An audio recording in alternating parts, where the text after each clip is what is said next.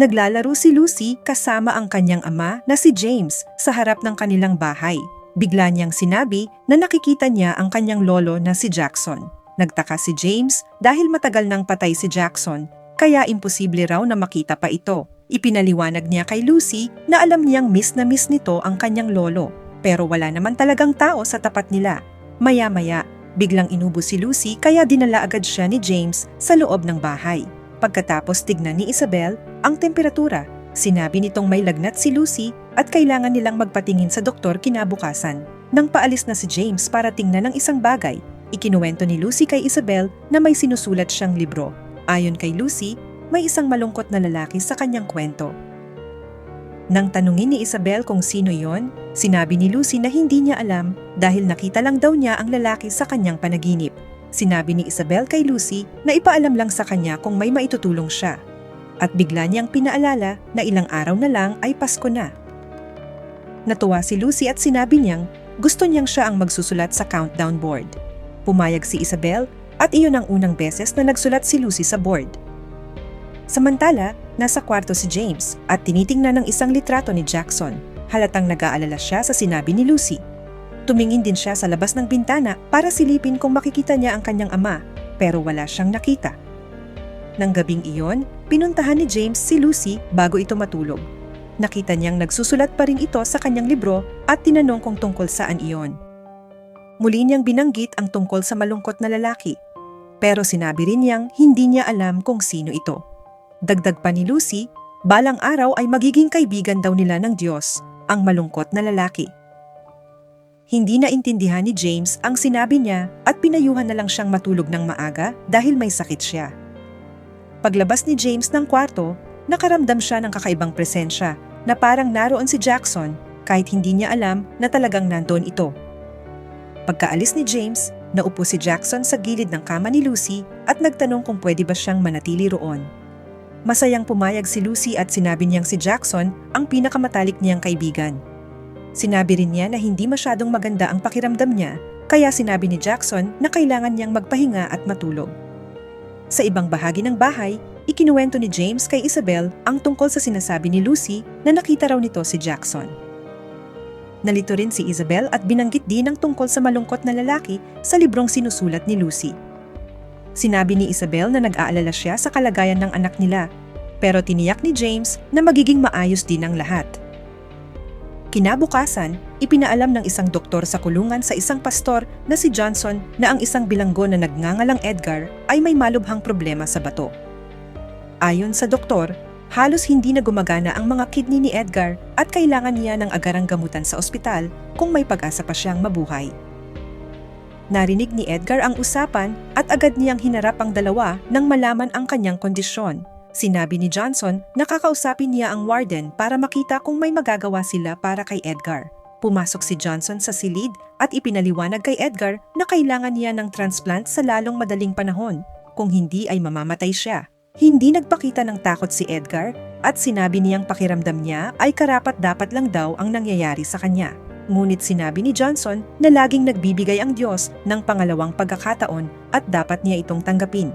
Sagot ni Edgar, pakiramdam niya ay ubos na ang lahat ng pagkakataon niya sa buhay. Gayunpaman, sinabi ni Johnson na kakausapin pa rin niya ang warden para tulungan siya. Samantala, dinala ni Isabel si Lucy sa doktor. Sinabi ng doktor na may pulmonya si Lucy at bibigyan siya ng gamot para gumaling.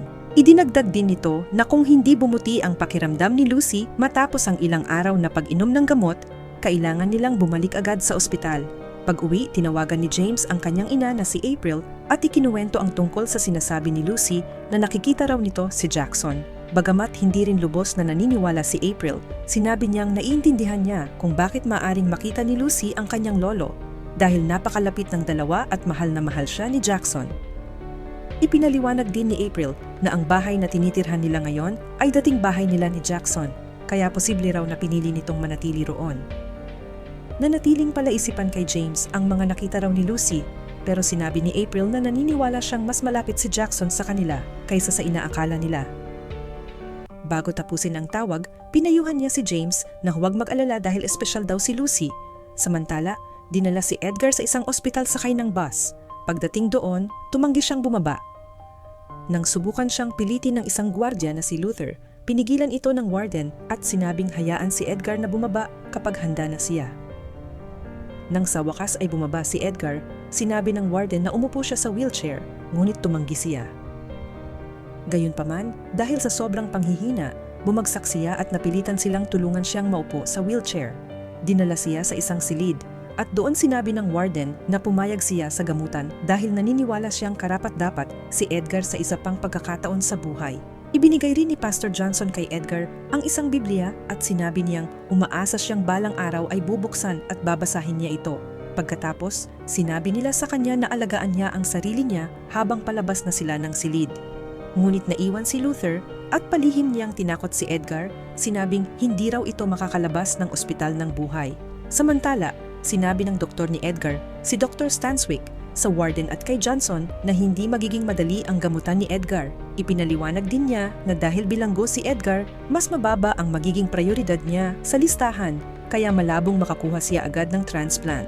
Sinabi ng warden na alam niya ang ganitong sistema, ngunit kailangan pa rin nilang sundin ang tamang proseso para makapagligtas ng buhay. Idinagdag pa niya na hindi magiging problema si Edgar dahil palaging may mga gwardiyang magbabantay sa kanya. Inutusan ng warden ang mga gwardya na sina Wally at Luther na manatiling nakaposas si Edgar sa kama at ang tanging pagkakataon lang na maaari siyang lumabas ng silid ay kapag oras na ng regular na pagsusuri sa kanyang mga bato. Sinabi ni Luther na sisiguraduhin nilang hindi gagawa ng kung anong kalokohan si Edgar at itinuro pa niya ang kanyang baril bilang paraan para pigilan itong tumakas. Hindi nagustuhan ng warden ang sinabi niya, kaya mahigpit niyang pinagsabihan si Luther na huwag gumamit ng baril kay Edgar dahil halos hindi na nga ito makalakad at imposibleng makatakas. Pagkatapos nito, umalis na silang lahat at si Wally ang naiwan para sa unang shift ng pagbabantay kay Edgar. Nang gabing iyon, sinubukan ni James na painumin si Lucy ng kanyang gamot, ngunit ayaw itong inumin ng bata. Naroon si Jackson sa silid at sinabi kay Lucy na ngayon alam na raw ni James ang pakiramdam dahil noong bata pa siya ay ayaw din niyang uminom ng gamot. Natawa si Lucy at sinabi kay James ang sinabi ni Jackson. Kahit litong-lito si James, sinabi pa rin niya na imposibleng makita si Jackson. Sinubukan ni Lucy na kumbinsihin siya. Ngunit nang hindi siya paniwalaan, sinabi na lang niya na hindi naman kailangang maniwala si James. Dumating si Isabel at siya ang nakahikayat kay Lucy na inumin ang kanyang gamot. Inalok din niya si Lucy ng pagkain at kahit una ay sinabi nitong wala siyang ganang kumain, sa bandang huli ay kumain din siya, lalo na't hinihikayat din siya ni Jackson. Kinabukasan, ipinagpatuloy ni Lucy ang pagsusulat ng kanyang libro. Ngunit wala pa ring palatandaan na gumagaling siya. 14 na araw na lang bago magpasko at kitang-kita ang pag-aalala ni na James at Isabel habang napagtanto nilang kailangan na talaga nilang dalhin muli si Lucy sa ospital. Nang gabing iyon, habang inilalabas nila si Lucy papunta sa sasakyan, tinanong ng bata kung magtatagal ba siya sa ospital. Sinabi ni Isabel na para lang iyon sa check-up at para masigurong ayos ang kanyang kalagayan. Pagdating nila sa ospital, sinabi ng doktor na kailangan niyang magsagawa ng ilang pagsusuri para makita kung lumalala ang pulmonya ni Lucy, ngunit tiniyak niya na magiging maayos din ang bata. Pagkaalis ng doktor, humingi ng paumanhin si Isabel kay Lucy dahil sa nararamdaman nito at sinabi niyang hindi sila aalis ni James sa tabi niya hanggang sa gumaling siya. Makalipas ang ilang sandali, dumating ang isang nurse para kunin ang mga sample ni Lucy at pagkatapos nito ay pinahiga siya para magpahinga. Kinabukasan, patuloy na nagdo-drawing si Lucy para sa kanyang libro habang nasa tabi niya si James. Binanggit ni Lucy na muli niyang nakita sa panaginip ang malungkot na lalaki. Tinanong siya ni James kung sino iyon, ngunit sinabi ni Lucy na hindi pa rin niya alam. Ang alam lang daw niya ay kailangan ng tulong ng taong iyon. Bigla niyang tinanong si James kung nakikita ba nito si Jackson sa silid. Sinabi ni James na wala siyang nakikitang kahit sino. Tinanong ni Lucy kung bakit ayaw siyang paniwalaan ng ama. Sinabi ni James na naniniwala siya, pero sagot ni Lucy, alam niyang hindi pa, pero darating daw ang araw na maniniwala rin siya. Samantala, sinabi ng doktor kay Isabel na patuloy na lumalala ang pulmonya ni Lucy. Ipinaliwanag niyang bibigyan nila ito ng mas maraming gamot, ngunit kailangan nang ma-admit si Lucy sa ospital. Dumating si April sa tamang oras, at niyakap siya ni Isabel matapos sabihin na hindi pa rin gumagaling si Lucy. Habang dinadala si Lucy sa kanyang silid, si Edgar naman ay itinutulak sa wheelchair papunta sa kanyang mga pagsusuri at doon nalaman na nasa iisang ospital lang sila. Nang makita agad ni Lucy si Edgar, sinabi niya kay James na huminto muna para matingnan niya ito ng mabuti. Ipinagpatuloy ni Luther ang pagtulak kay Edgar palayo, at sinabi ni Lucy sa kanyang mga magulang na si Edgar ang malungkot na lalaking napapanaginipan niya. Ipinakita rin niya sa kanila ang kanyang drawing. Habang hindi naniniwala si James sa sinasabi ni Lucy, sinabi naman nina Isabel at April na ang guhit ay talagang kamukha ni Edgar. Matapos maipasok si Lucy sa kanyang silid, umalis ang nurse, ngunit sinundan siya ni James. Tinanong niya ang nurse tungkol kay Edgar at ipinaliwanag nito na si Edgar ay isang bilanggo na naroon dahil nangangailangan siya ng kidney transplant. Tinanong ni James kung dapat ba siyang mag-alala, ngunit sinabi ng nurse na wala siyang dapat ikabahala dahil mahigpit namang binabantayan si Edgar sa lahat ng oras. Inalok pa ng nurse na ilipat si Lucy sa ibang silid, ngunit sinabi ni James na hindi na kailangan at nagtanong lang naman siya dahil sa pag-uusisa. Pagbalik sa silid, nakausap ni Lucy ang ama ni Isabel na si Mike. Sinabi ni Mike na gusto sana niyang makasama si Lucy, ngunit dahil sa kanyang kamakailang operasyon ay hindi pa siya makakilos ng maayos. Naunawaan ito ni Lucy at Isabel at sinabi nilang mag-ingat na lang siya at alagaan ang sarili. Makalipas ang ilang sandali, dumating si Dr. Stanswick upang tingnan si Lucy. Pagkatapos makipag-usap sa bata, hiniling ng doktor na makausap ng pribado sina Isabel at James. Ipinaliwanag niya na may malubhang impeksyon na ngayon si Lucy at kung hindi magiging maayos ang lagay nito, maaari siyang makaranas ng shock na posibleng ikamatay niya. Labis ang takot ni Isabel at agad niyang tinanong kung may posibilidad bang mamatay si Lucy. Ngunit sinabi ni Dr. Stanswick na iyon ay pinakamasamang posibleng mangyari lamang.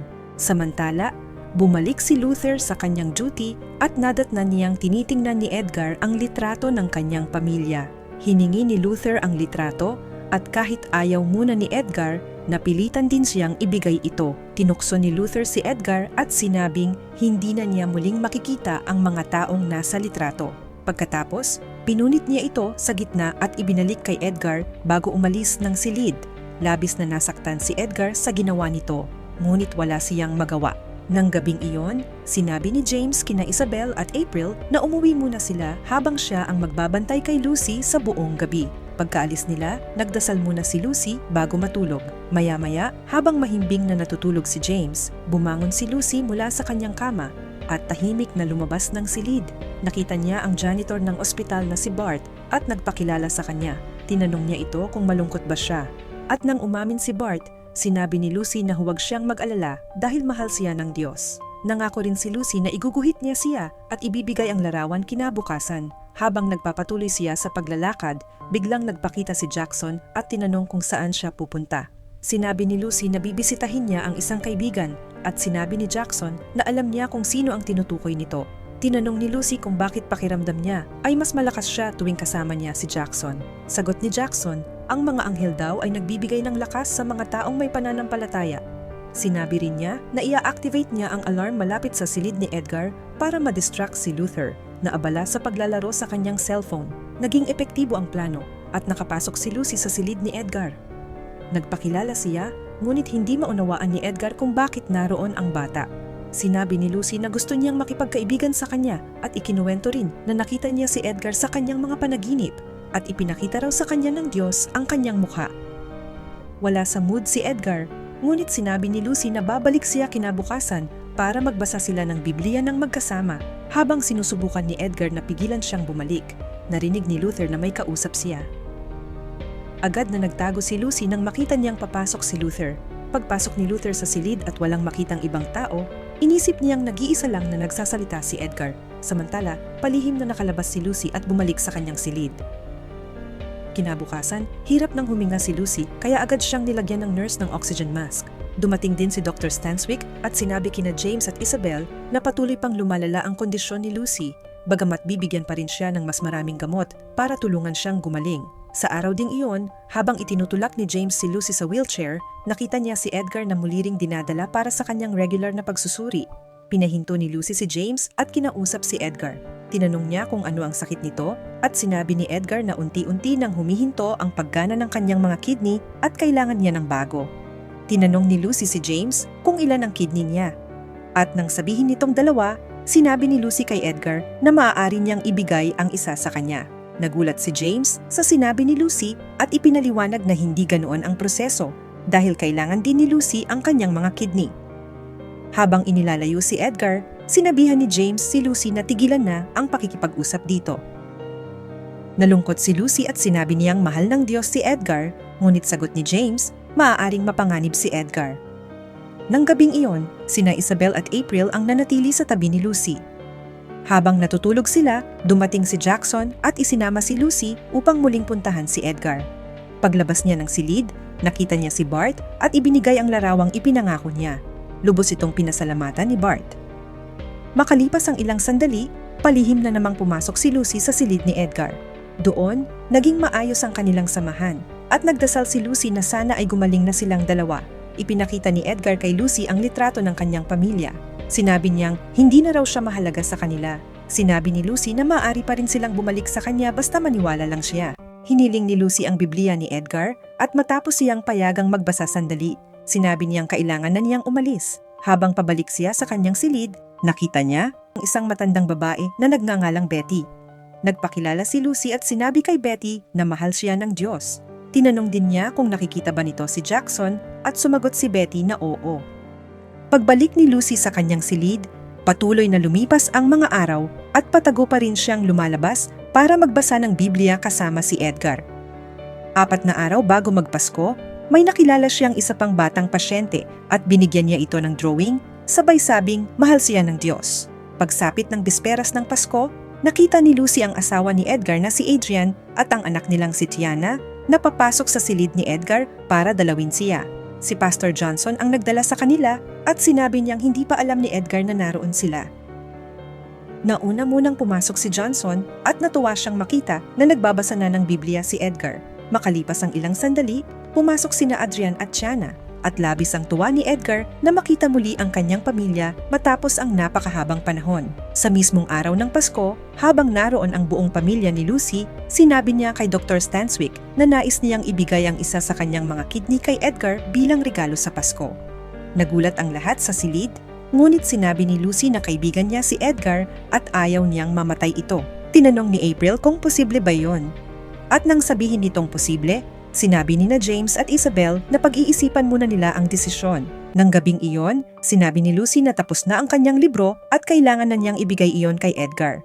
Hiniling niya kay James na samahan siya. Habang papunta sila, nagulat si James nang makita niyang binabati ni Lucy ang iba pang batang pasyente at tinatawag silang mga kaibigan niya.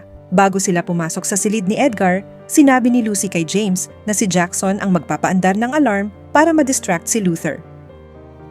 Pagpasok nila sa silid, masayang sinalubong ni Edgar si Lucy at sinabi kay James na binago ni Lucy ang kanyang buhay. Ikinuwento rin ni Edgar ang tungkol sa pagdalaw ng kanyang asawa at anak. Natuwa si Lucy para sa kanya at sinabi niyang ipinakita siya ng Diyos sa kanya sa pamamagitan ng kanyang mga panaginip.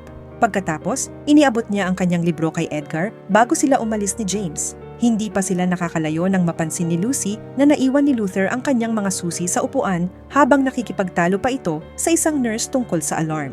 Kinuha ni Lucy ang susi ng posas ni Edgar at bumalik sa kanyang silid upang ibigay iyon. Sinabi niyang maaari na niyang tanggalin ang mga posas kapag gusto niya.